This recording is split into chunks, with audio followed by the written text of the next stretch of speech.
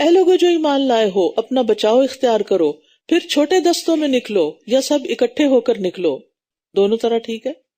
اور بے شک تم میں سے کوئی ایسا بھی ہے جو نکلنے میں ضرور دیر لگاتا ہے، پھر اگر تمہیں کوئی مصیبت آ پہنچے تو کہتا ہے اللہ نے مجھ پر بڑا انعام کیا کہ میں ان کے ساتھ موجود نہ تھا۔ تو خیر کے کاموں میں منافقین سستی کرتے ہیں اور جب پیچھے رہ جاتے ہیں تو اس پیچھے رہنے پر بھی خوش ہوتے ہیں۔ اور اگر تمہیں اللہ کی طرف سے کوئی فضل پہنچے تو وہ ضرور کہے گا گویا کہ تمہارے اور اس کے درمیان کوئی محبت ہی نہ تھی، اے کاش کہ میں بھی ان کے ساتھ ہوتا تو بہت بڑی کامیابی حاصل کر لیتا۔ یہ ہے منافقت، اچھے وقت کا ساتھی اور تکلیف کے وقت میں ساتھ چھوڑ جاتا ہے، قربانی کے وقت میں پیچھے ہٹ جاتا ہے۔ بس وہ لوگ جو دنیا کی زندگی آخرت کے بدلے بیچ دیتے ہیں، انہیں اللہ کی راہ میں لڑنا چاہیے، اور جو اللہ کے راستے میں لڑے پھر وہ قتل کر دیا جائے یا غالب آ جائے تو عنقریب ہم اسے اجر عظیم عطا کریں گے۔ تو اللہ کے راستے میں نکلنے والے کے لیے اللہ کی ضمانت ہے۔ اور کیا ہے تمہیں کہ تم اللہ کے راستے میں نہیں لڑتے، حالانکہ مردوں، عورتوں اور بچوں میں سے جو کمزور ہیں وہ کہتے ہیں اے ہمارے رب ہمیں اس بستی سے نکال جس کے رہنے والے ظالم ہیں، اور ہمارے لیے اپنے پاس سے کوئی حمایتی بنا دے، اور ہمارے لیے اپنے پاس سے کوئی مددگار بنا دے۔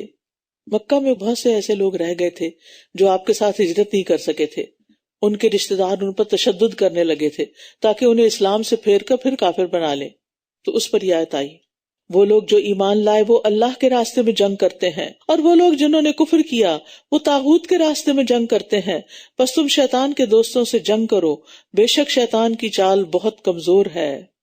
یہاں مومن اور کافر کی جنگ کا فرق بتایا گیا ہے۔ دونوں کو جنگ کی ضرورت پیش آتی ہے، لیکن دونوں کے مقاصد جنگ میں بہت فرق ہے۔ مومن اللہ کے لیے لڑتا ہے، محض دنیا حاصل کرنے کے لیے نہیں، جبکہ کافر کا مقصد یہی دنیا اور اس کے مفادات ہوتے ہیں۔ پھر فرمایا کیا آپ نے ان لوگوں کو نہیں دیکھا جنہیں کہا گیا تھا کہ اپنے ہاتھوں کو لڑائی سے روکے رکھو اور نماز قائم کرتے رہو اور زکوٰۃ ادا کرتے رہو، پھر جب ان پر جنگ کرنا فرض کر دیا گیا تو اس وقت ان میں سے ایک گروہ لوگوں سے اس طرح ڈر رہا تھا جیسے اللہ سے ڈرتے ہیں یا اس سے بھی زیادہ ڈرنا، اور انہوں نے کہا اے ہمارے رب تو نے ہم پر جنگ کرنا کیوں فرض کر دیا، تو نے ہمیں ایک قریب کی مدت تک مہلت کیوں نہ دی؟ کہہ دیجئے دنیا کا فائدہ بہت تھوڑا ہے اور آخرت اس کے لیے بہتر ہے جو تقوی اختیار کرے، اور تم کھجور کی گٹلی کے دھاگے برابر بھی ظلم نہ کیے جاؤ گے۔ اینما تکونوا یدرککم الموت، تم جہاں کہیں بھی ہوگے موت تمہیں پالے گی، اگرچہ تم مضبوط قلعوں میں ہی کیوں نہ ہو۔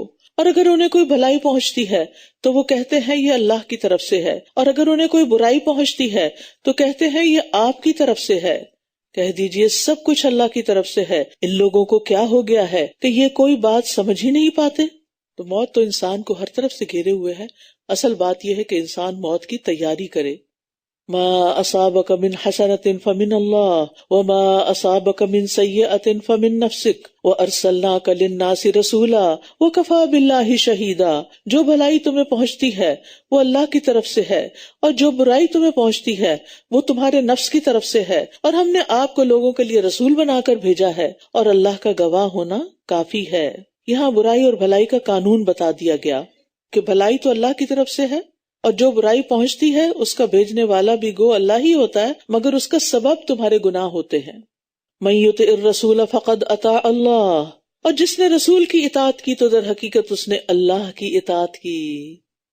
رسول اللہ صلی اللہ علیہ وسلم کی بات ماننا ایسا ہی ہے جیسے اللہ کی بات ماننا۔ ومن تولی، اور جس نے منہ موڑ لیا تو ہم نے آپ کو ان پر کوئی نگران بنا کر نہیں بھیجا، یعنی آپ پھر ان کے پیچھے نہ لگیں۔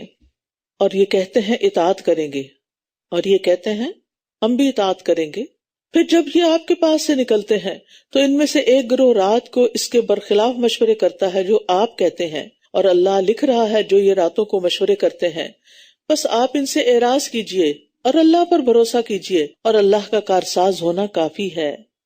یعنی یہ منافق کیا کرتے ہیں، دن کو آپ کے سامنے اطاعت کا یقین دلاتے ہیں کہ ہم آپ کی بات مانیں گے، اور رات کو بالکل اپنی دن والی بات کے برعکس کام کرتے ہیں۔ اور اس طائفہ سے مراد ان کے لیڈرز ہیں، کیونکہ عام لوگ تو لیڈروں کے پیچھے چلتے ہیں، ان کی اپنی عقل تو استعمال ہی نہیں ہوتی۔ تو اس سے یہ پتہ چلتا ہے کہ ہمیں کفا باللہ وکیلا پر عمل کر لینا چاہیے کہ اللہ کا کارساز ہونا کافی ہے۔ اگر اللہ نے ہماری مدد کا وعدہ کر رکھا ہے تو کوئی ہمیں ختم نہیں کر سکتا۔ افلا یتدبرون القرآن، کیا پھر یہ لوگ قرآن میں تدبر نہیں کرتے؟ اور اگر یہ اللہ کے علاوہ کسی اور کی طرف سے ہوتا تو ضرور یہ اس میں بہت زیادہ اختلاف پاتے۔ یاد رکھیے قرآن میں تدبر کے بغیر قرآن کا فہم حاصل نہیں کیا جا سکتا۔ اس کو سمجھ کر اچھی طرح پڑھنا اور گہرائی سے پڑھنا بہت ضروری ہے، اور جو یہ پڑھے اس کو بات سچ سمجھ میں آ جائے گی، اور وہ دیکھے گا کہ قرآن میں کوئی کنٹرڈکشن نہیں، کوئی اختلاف نہیں۔ حسن بصری کہتے ہیں اللہ کی قسم تدبر یہ نہیں کہ اس کے حروف کی تو حفاظت کی جائے اور اس کی حدود یعنی معانی کو ضائع کر دیا جائے، یہاں تک کہ ان میں سے ایک کہتا ہے میں نے سارا قرآن پڑھ لیا، حالانکہ قرآن کا کوئی اثر نہ اس کے اخلاق میں دکھائی دیتا ہے نہ عمل میں۔ یہ اس دور میں بھی لوگ تھے جو پورا قرآن پڑھنے کے باوجود بھی جیسے کہ تیسے ہی تھے، جیسے پڑھنے سے پہلے تھے ویسے ہی بعد میں۔ تو صرف قرآن کی تلاوت کو کافی نہ سمجھے، اور پھر تلاوت میں بھی تیز تیز تلاوت کر کے بس سپارے پہ سپارہ ختم کرنا، اس سے بچنا چاہیے۔ اصل چیز ہے کہ اس کو سمجھا بھی جائے، جیسے الحمدللہ ایک کوشش جو آپ کر رہے ہیں یہ اسی کا ایک حصہ ہے۔ اور جب ان کے پاس امن یا خوف میں سے کوئی خبر آتی ہے تو وہ اسے لوگوں میں پھیلا دیتے ہیں، اور اگر وہ اسے رسول کی طرف اور اپنے میں سے صاحب اختیار کی طرف لوٹاتے تو ان میں سے جو لوگ اس کا نتیجہ نکال لاتے ہیں وہ ضرور اس کی حقیقت جان لیتے، اور اگر تم پر اللہ کا فضل اور اس کی رحمت نہ ہوتی تو سوائے چند ایک کہ تم سب ضرور شیطان کی پیروی کرنے لگتے۔ جس سے پتہ چلتا ہے کہ ہر سنی سنائی بات آگے بتانے کی مذمت ہے، یعنی بات کی تحقیق کر کے اسے آگے فارورڈ کرنا چاہیے۔ نبی صلی اللہ علیہ وسلم نے فرمایا کسی شخص کے جھوٹا ہونے کے لیے یہی کافی ہے کہ وہ ہر سنی سنائی بات کو آگے بیان کر دے، اور خاص طور پر جنگ کے معاملات میں اور ایسی جگہ جہاں پر خوف ہو، جیسے کہ اس وقت مدینہ کی حالت تھی تو افواہیں بہت پھیل جاتی تھیں۔ اگر آپ میں سے کسی نے 71 کی وار دیکھی ہو تو آپ کو یاد ہوگا کہ ایک لفظ بہت عام تھا، افواہیں نہ پھیلاؤ۔ تو بات یہ ہے کہ افواہیں پھیلانا لوگوں کے لیے خوف کا باعث بنتا ہے، اور جھوٹی خبر ظاہر آپ جھوٹ کیری کر کے لے جا رہے ہیں تو اس میں فائدہ کچھ نہیں۔ مقصد صرف یہ نہیں ہونا چاہیے کہ انسان دوسروں کو حیران کر دے یا پریشان کر کے لذت لے۔ بس آپ اللہ کے راستے میں جنگ کیجئے، آپ صرف اپنی جان کے مکلف بنائے گئے ہیں، اور مومنوں کو لڑائی پر ابھارتے رہیے۔ امید ہے کہ اللہ کافروں کی جنگ کو روک دے، اللہ بہت زور والا اور عبرتناک سزا دینے میں بہت سخت ہے۔ جو کوئی اچھی سفارش کرے گا اس کے لیے اس میں سے ایک حصہ ہوگا، اور جو کوئی بری سفارش کرے گا اس کے لیے بھی اس میں سے ایک حصہ ہوگا، اور اللہ ہر چیز پر نگہبان ہے۔ اور اچھی سفارش سے مراد لوگوں کے درمیان صلح کرانا، اور بری سفارش ان کے درمیان چغل خوری کر کے ان کے تعلقات خراب کرنا۔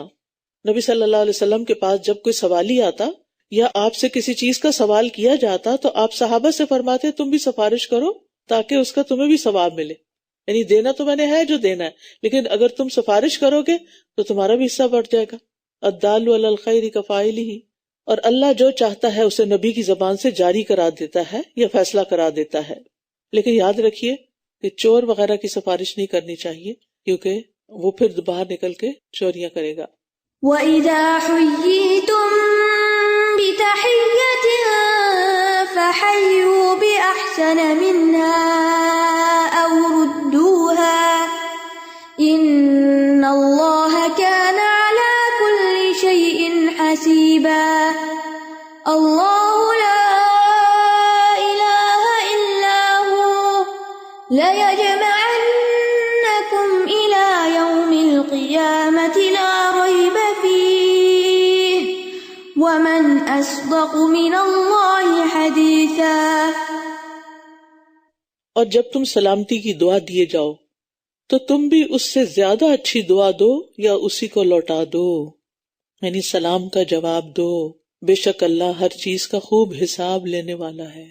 جو لوگ خواہ مخواہ کا موڈ آف کر کے سلام کا جواب بھی نہیں دیتے، وہ سوچ لیں اللہ خوب حساب لینے والا ہے۔ سلام دیکھنے میں تو معمولی سی چیز لگتی ہے، اس کو ہم عبادت بھی نہیں سمجھتے، حالانکہ یہ بہت باعث اجر بات ہے۔ ایک دعا ہے، السلام اللہ کے ناموں میں سے ایک نام ہے جسے اللہ نے زمین پر اتارا ہے، اور ہمیں حکم دیا نبی صلی اللہ علیہ وسلم نے کہ اس کو آپس میں پھیلاؤ۔ جب کوئی انسان دوسروں کو سلام کرتا ہے اور وہ اسے جواب دیتے ہیں تو سلام کرنے والے کو ان پہ فضیلت حاصل ہوتی ہے، کیونکہ وہ انہیں بھی یاد کرا دیتا ہے۔ اور اگر وہ جواب نہ دے تو ایسے بندے جواب دیتے ہیں جو ان سے بہتر اور زیادہ پاکیزہ ہیں، فرشتے جواب دیتے ہیں۔ اس لیے آپ اس سے نہ گھبرائیں کہ اس نے جواب نہیں دینا تو میں نے سلام بھی نہیں کرنا۔ آپ کرتے رہیں، آتے جاتے سلام کرتے رہیں۔ جو ناراض ہے کسی دن راضی بھی ہو جائے گا، اور یہ آپس میں محبت بڑھانے کا ذریعہ ہے۔ رسول اللہ صلی اللہ علیہ وسلم نے فرمایا، تم جنت میں داخل نہیں ہو سکو گے جب تک ایمان نہ لاؤ، اور تم ایمان نہیں لا سکتے جب تک آپس میں محبت نہ کرو۔ کیا میں تمہیں ایسی بات نہ بتاؤں کہ جب تم اس پر عمل کرو گے تو تمہارے درمیان محبت پیدا ہو جائے گی؟ آپس میں سلام کو عام کرو۔ آپ یہ کام گھروں سے شروع کریں، بچوں کو سلام کریں، ہسبینڈ کو سلام کریں، اور ان کو جواب دینے کا طریقہ بھی بتائیں۔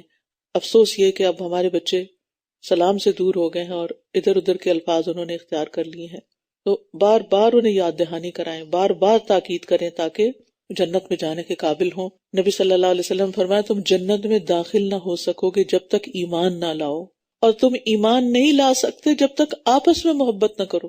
تو آپس کی محبت صرف گھر سے باہر والوں کے ساتھ نہیں، گھر کے اندر بھی آپس کی محبت، اس کو پیدا کرنے کی کوشش کرنی چاہیے، اور ان چیزوں سے بچنا چاہیے جو ان محبتوں کو اجاڑ دیں، جو محبتوں کے منافی ہیں۔ اگر آپ دیکھتے ہیں کہ گھر والوں کو کوئی چیز پسند نہیں تو اس سے اجتناب کریں، صبر سے کام لیں۔ اللہ وہ ہے کہ جس کے سوا کوئی معبود نہیں، وہ تمہیں قیامت کے دن ضرور جمع کرے گا جس میں کوئی شک نہیں، اور اللہ سے بڑھ کر بات میں کون سچا ہے۔ تو ایک دن اللہ کے سامنے کھڑے ہونا ہے ہم سب نے، سوچیں ہم نے اس کی کیا تیاری کی ہے۔ امیجن کریں اس وقت کہ آپ اللہ کے سامنے کھڑے ہیں، کیا حال ہوگا، اور اگر کوئی ایسا کام کیا جو اللہ کو پسند نہیں تو اس پر ہم کیا جواب دیں گے، اور اللہ تعالیٰ کو خوش کرنے کے لیے کون سے کام خالص اس کی رضا کے لیے، اس کی خوشی کے لیے کر رہے ہیں۔ پھر فرمایا، فَمَا لَكُمْ فِي الْمُنَافِقِينَ فِئَتَيْنِ، اے مسلمانوں تمہیں کیا ہو گیا ہے کہ تم منافقین کے بارے میں دو گروہ ہو گئے ہو، جبکہ اللہ نے انہیں ان کی کمائی کے سبب الٹا پھیر دیا ہے۔ کیا تم چاہتے ہو کہ تم انہیں ہدایت دو جنہیں اللہ نے گمراہ کر دیا، اور جسے اللہ گمراہ کر دے تو آپ اس کے لیے ہرگز کوئی راستہ نہ پائیں گے۔ زید بن ثابت کہتے ہیں کہ جب نبی صلی اللہ علیہ وسلم غزوہ احد کے لیے نکلے تو کچھ لوگ آپ کا ساتھ چھوڑ کر راستے سے ہی واپس ہو گئے۔ ان کے بارے میں مسلمانوں کے دو گروہ ہو گئے، ایک گروہ کہنے لگا آپ انہیں قتل کر دیں، اور دوسرا اس کے خلاف تھا۔ تو اس وقت یہ آیت اتری اور آپ نے فرمایا، یہ طیبہ ہے یعنی مدینہ، یہ گند کو اس طرح دور کر دیتا ہے جیسے آگ چاندی کے گند کو دور کر دیتی ہے، میل کو چیل کو۔ یعنی مشکل وقت آیا اور وہ پیچھے رہ گئے، ان کا نفاق ظاہر ہو گیا۔ وہ دل سے چاہتے ہیں، کون؟ منافقین، وہ دل سے چاہتے ہیں کاش تم بھی کفر کرو جیسے انہوں نے کفر کیا، انہوں نے دلوں میں چھپایا ہوا ہے، پھر تم سب برابر ہو جاؤ، لہٰذا تم ان میں سے کسی کو دوست نہ بناؤ یہاں تک کہ یہ اللہ کے راستے میں ہجرت کر جائیں، پھر اگر یہ منہ موڑ جائیں تو جہاں کہیں بھی تم انہیں پاؤ انہیں پکڑو اور انہیں قتل کرو، اور تم ان میں سے کسی کو بھی دوست اور مددگار نہ بناؤ سوائے ان لوگوں کے جو ایسی قوم سے جا ملتے ہیں کہ تمہارے اور ان کے درمیان معاہدہ ہو چکا ہے، یا یہ تمہارے پاس اس حال میں آتے ہیں کہ تم سے لڑنے یا اپنی قوم سے لڑنے میں ان کے سینے تنگ ہوتے ہیں، اور اگر اللہ چاہتا تو ضرور انہیں تم پر مسلط کر دیتا، پھر وہ ضرور تم سے لڑتے۔ پھر اگر یہ تم سے کنارہ کشی کریں اور تم سے لڑائی نہ کریں اور تمہاری طرف صلح کا پیغام بھیجیں تو اللہ نے تمہارے لیے ان پر لڑائی مسلط کرنے کا کوئی راستہ نہیں بنایا۔ عنقریب تم کچھ اور لوگوں کو بھی پاؤ گے جو چاہتے ہیں کہ تم سے بھی امن میں رہیں اور اپنی قوم سے بھی امن میں رہیں۔ جب کبھی یہ فتنے فساد کی طرف لوٹائے جاتے ہیں تو یہ اس میں الٹے منہ ڈال دیے جاتے ہیں۔ پھر اگر یہ تم سے کنارہ کشی نہ کریں اور تمہاری طرف صلح کا پیغام نہ ڈالیں اور تم سے اپنے ہاتھوں کو نہ روکیں تو انہیں پکڑو اور جہاں کہیں تم انہیں پاؤ قتل کر دو، اور یہی وہ لوگ ہیں جن پر ہم نے تمہارے لیے واضح غلبہ رکھا ہے۔ بات یہ ہے کہ کبھی زیادہ نافرمانیاں کرنے کی وجہ سے انسان کے اعمال اس کے مرتد ہونے کا سبب بن جاتے ہیں، وہ دین سے ہی نکل جاتا ہے، دین سے ہی پھر جاتا ہے، کیونکہ برائی برائی کو کھینچتی ہے۔ صغیرہ گناہ کبیرہ گناہوں کو دعوت دیتے ہیں اور کبیرہ گناہ کفر کی طرف لے جاتے ہیں۔ ایک اور جگہ فرمایا، واللہ ارکسہم بما کسبوا، ان کے اعمال کی وجہ سے اللہ نے ان کے ساتھ یہ معاملہ کیا ہے۔ تو بی کیئرفل، ہم اپنے اعمال کو جانچتے رہیں، دیکھتے رہیں کہ کہیں ایسا نہ ہو کہ کوئی ایسی چیز آ جائے کہ جو ہمیں اور زیادہ گناہ کی طرف لے جائے، اور کچھ گناہ تو براہ راست ہی نفاق سے تعلق رکھتے ہیں۔ پھر فرمایا، اور ایک مومن کے لیے کسی مومن کو قتل کرنا جائز نہیں مگر یہ کہ غلطی سے قتل ہو جائے، اور جو کوئی کسی مومن کو غلطی سے قتل کر دے تو اس کے ذمہ ایک مومن غلام کو آزاد کرنا ہے، اور اس مقتول کے وارثوں کو دیت ادا کرنا ہے، مگر یہ کہ وہ اپنا حق بطور صدقہ خود معاف کر دیں۔ پھر اگر وہ مقتول تمہاری دشمن قوم میں سے ہو اور وہ مومن بھی ہو تو ایک مومن غلام کو آزاد کرنا ہے، اور اگر وہ مقتول ایسی قوم میں سے ہو کہ تمہارے اور اس کے درمیان کوئی معاہدہ ہے تو دیت اس کے وارثوں کے سپرد کی جائے گی، اور ایک مومن غلام کو بھی آزاد کرنا ہوگا۔ پھر جو کوئی غلام نہ پائے تو اس کے ذمہ 2 ماہ کے لگاتار روزے رکھنا ہے، ایک بھی مس کیا تو پھر سے دوبارہ گنتی شروع ہوگی۔ یہ اللہ کی طرف سے توبہ کرنے کا طریقہ ہے، اور اللہ بہت علم والا، خوب حکمت والا ہے۔ تو بات یہ ہے کہ مومن کی یہ شان کے خلاف ہے کہ کسی دوسرے مومن کو قتل کر دے، لیکن غلطی ہو سکتی ہے، مثلا تیر کسی اور کو مار رہا ہے، کسی پرندے کو لگا رہا ہے اور وہ لگ گیا کسی انسان کو، جیسے موسیٰ علیہ السلام نے گھونسا مارا تھا اور اس سے وہ شخص مر گیا۔ تو مومن کی جان، مال اور اس کی عزت سب دوسرے مومن پر حرام ہے۔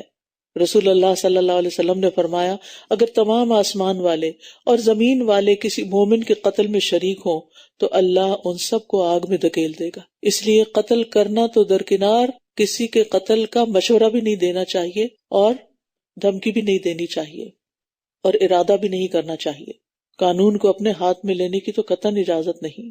بعض لوگ باتیں کرتے ہوئے کہتے ہیں I'll kill you, I'll kill you، یہ جملہ اپنی گفتگو سے نکال دیں، اور جو کسی مومن کو جان بوجھ کر قتل کر ڈالے تو اس کا بدلہ جہنم ہے جس میں وہ ہمیشہ رہے گا، اور اللہ اس پر غضبناک ہو گیا اور اس پر لعنت کی اور اس کے لیے بہت بڑا عذاب تیار کر رکھا ہے۔ اے لوگو جو ایمان لائے ہو، جب تم اللہ کی راہ میں سفر کرو تو خوب تحقیق کر لیا کرو، اور جو تمہیں سلام کرے اسے یہ نہ کہو کہ تم مومن نہیں۔ تم دنیا کی زندگی کا سامان چاہتے ہو تو اللہ کے پاس بہت سے غنائم ہیں، بہت سی غنیمتیں ہیں، تم بھی پہلے اسی طرح تھے تو اللہ نے تم پر احسان فرمایا، لہٰذا تم تحقیق کر لیا کرو، بلا شبہ جو عمل بھی تم کرتے ہو اللہ اس کی خوب خبر رکھنے والا ہے۔ ابن عباس کہتے ہیں کہ ایک شخص اپنی تھوڑی سی بکریوں کے پاس تھا، کچھ مسلمان وہاں سے گزرے، اس نے السلام علیکم کہا لیکن مسلمانوں نے اس کو مار ڈالا، اس کی بکریاں لے لی۔ اس پر اللہ تعالیٰ نے یہ آیت نازل کی، انہوں نے کہا شاید یہ اپنے آپ کو بچانے کے لیے ایسا کر رہا ہے۔ فرمایا تم دنیا کا سامان چاہتے ہو، اس سے مراد وہ بکریاں تھیں جو انہوں نے لی۔ لا يستوي القاعدون من المؤمنین غیر اولی الضرر والمجاہدون فی سبیل اللہ باموالہم وانفسہم، مومنوں میں سے بغیر کسی تکلیف یعنی معذوری کے بیٹھ رہنے والے اور اپنے مالوں اور جانوں کے ساتھ اللہ کی راہ میں جہاد کرنے والے برابر نہیں ہیں۔ اللہ نے اپنی جان و مال سے جہاد کرنے والوں کو بیٹھ رہنے والوں پر درجے میں فضیلت دی ہے، اور ہر ایک سے اللہ نے اچھا وعدہ کر رکھا ہے، اور اللہ نے مجاہدین کو بیٹھ رہنے والوں کی نسبت اجر عظیم دے کر فضیلت سے نوازا ہے۔ تو اس سے یہ پتہ چلتا ہے کہ انسان نیکی کے کام میں، اللہ کے راستے میں نکلنے میں سستی نہ کرے۔ درجات منہ ومغفرۃ ورحمہ وکان اللہ غفورا رحیما، اپنی طرف سے بڑے درجات کی، بخشش کی اور رحمت کی بھی، اور اللہ بہت بخشنے والا، نہایت رحم فرمانے والا ہے۔ ابو سعید خدری کہتے ہیں کہ نبی صلی اللہ علیہ وسلم کے پاس ایک شخص آیا اور اس نے سوال کیا، لوگوں میں سے افضل کون ہے؟ آپ نے فرمایا وہ شخص جو اپنے مال اور اپنے نفس کے ساتھ اللہ کے راستے میں جہاد کرے۔ نبی صلی اللہ علیہ وسلم سے پوچھا گیا مومنوں میں سے کامل ایمان والا کون ہے؟ فرمایا وہ شخص جو اللہ کی راہ میں اپنی جان اور اپنے مال سے جہاد کرتا ہو۔ اور جہاد کا مطلب صرف قتال کرنا نہیں ہے، جہاد جہد سے ہے، جہاد فعال کے وزن پر بہت بڑے پیمانے پہ کوشش، بہت سخت محنت، سخت کوشش، یعنی دین کی ترقی کے لیے، دین کو سیکھنے کے لیے، سکھانے کے لیے، دین پھیلانے کے لیے جو بھی انسان محنت کرتا ہے، تھکتا ہے، وہ سب اس میں آتا ہے، اس میں اپنی جان لگائے یا اپنا وقت لگائے، مال لگائے، وہ سب قابل قدر ہیں۔ اور ایسے لوگوں کو اللہ تعالیٰ اپنی راہیں بھی ضرور دکھاتے ہیں، والذین جاہدوا فینا لنہدینہم سبلنا۔ نبی صلی اللہ علیہ وسلم نے فرمایا اللہ کے راستے میں ایک صبح یا ایک شام بھی گزارنا دنیا اور جو کچھ دنیا میں ہے اس سب سے بہتر ہے۔ اور علم کے لیے نکلنا بھی جہاد ہے۔ حدیث میں آتا ہے جو شخص طلب علم میں گھر سے نکلا، علم حاصل کرنے کے لیے گھر سے نکلا، وہ واپس آنے تک اللہ کی راہ میں ہے، فی سبیل اللہ ہے۔ اور خیر کی تعلیم دینے کے لیے نکلنا بھی جہاد ہے۔ ابو ہریرہ کہتے ہیں میں نے رسول اللہ صلی اللہ علیہ وسلم کو یہ فرماتے ہوئے سنا، جو شخص میری اس مسجد میں آئے اور اس کا ارادہ صرف کوئی اچھی بات سیکھنا یا سکھانا ہو، یا سیکھنے آیا ہے یا سکھانے آیا ہے، آپ بھی اس مسجد میں یا سیکھنے آئے ہیں یا سکھانے آئے ہیں، یعنی کوئی دنیاوی غرض نہیں، تو اس کا درجہ اللہ کی راہ میں جہاد کرنے والے کا سا ہے۔ اور جو شخص کسی اور مقصد کے لیے مسجد آیا ہے وہ اس آدمی کی طرح ہے جس کی نظر کسی اور کے مال پر ہو۔ یعنی لالچ میں. تو ہمیں اب سب کو اپنی نیتیں بار بار خالص کر لینی چاہیے کہ ہم اللہ کی راہ میں نکلے ہیں. ایک ایک قدم پر اجر ہے.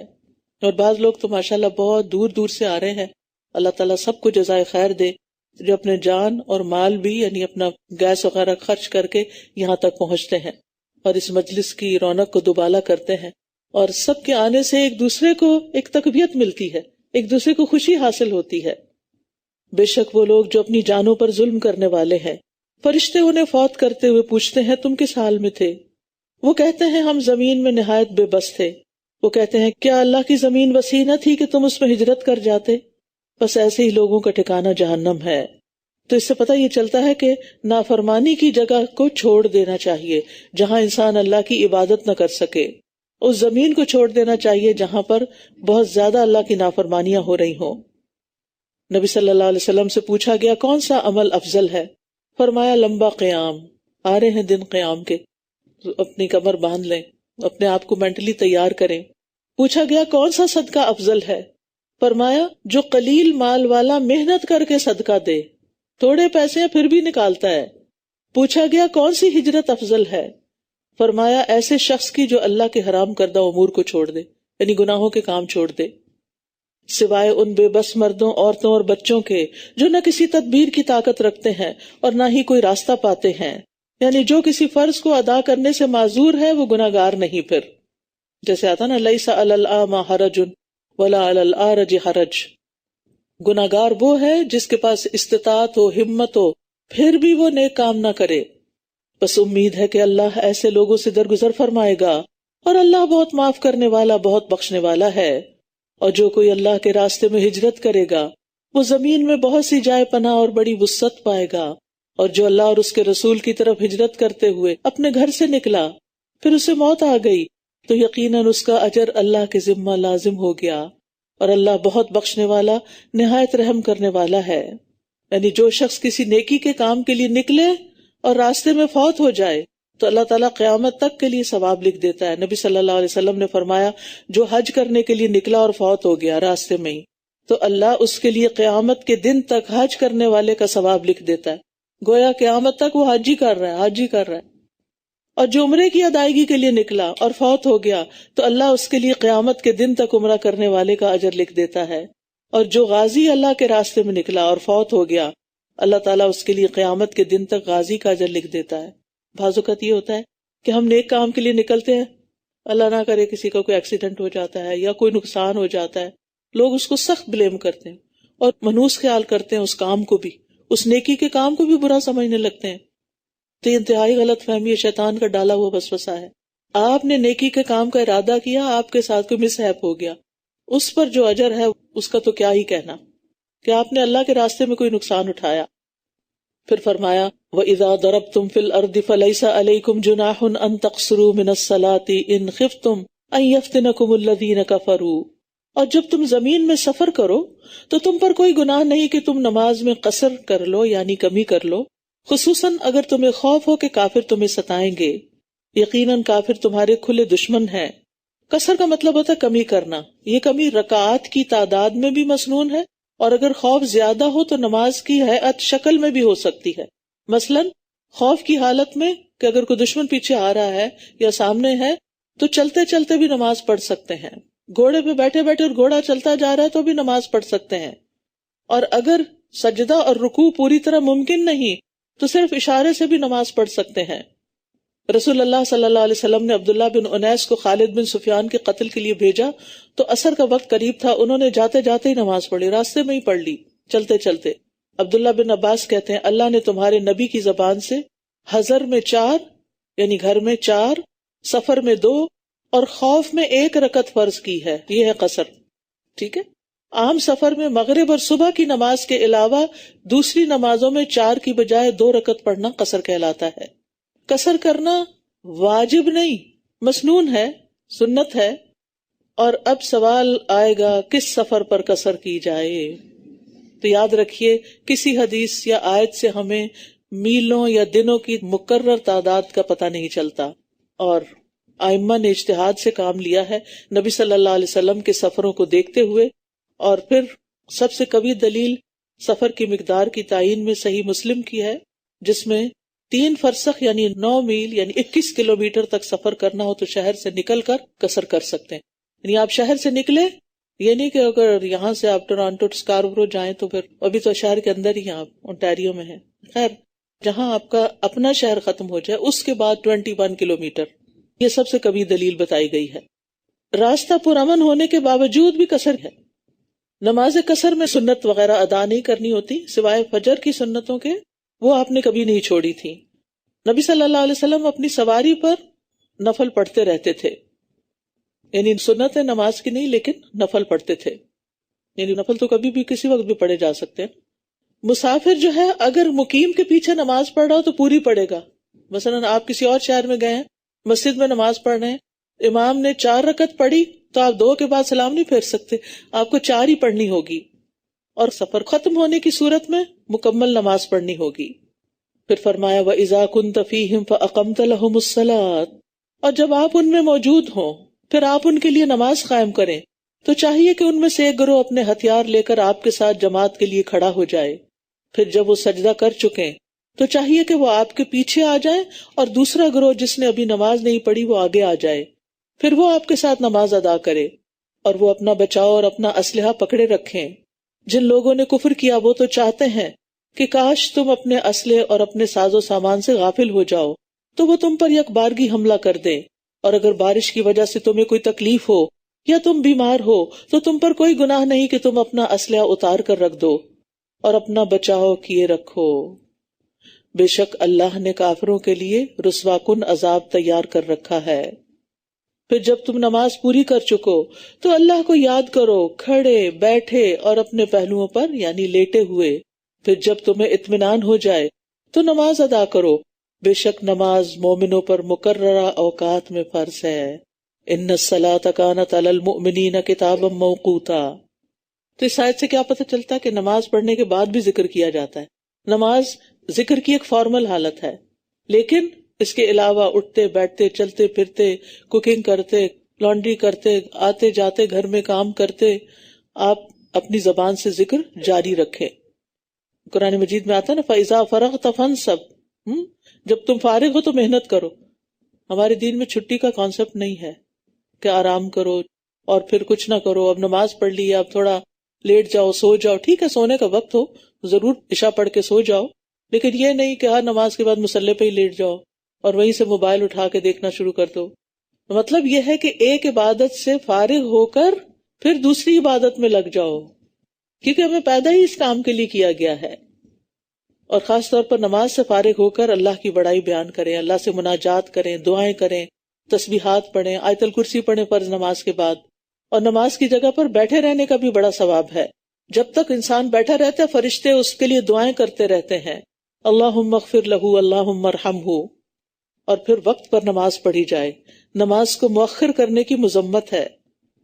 نبی صلی اللہ علیہ وسلم نے فرمایا نیند میں قصور نہیں، قصور جاگنے کی حالت میں ہوتا ہے. وہ یہ کہ تم کسی نماز کو اس حد تک مؤخر کر دو کہ دوسری نماز کا وقت آ جائے. اور جو نماز چھوڑ دے قضا کر دے، ابن مسعود کہتے ہیں جس نے نماز ترک کی اس کا کوئی دین نہیں. قیامت کے دن سب سے پہلا حساب بھی نمازی کا ہوگا.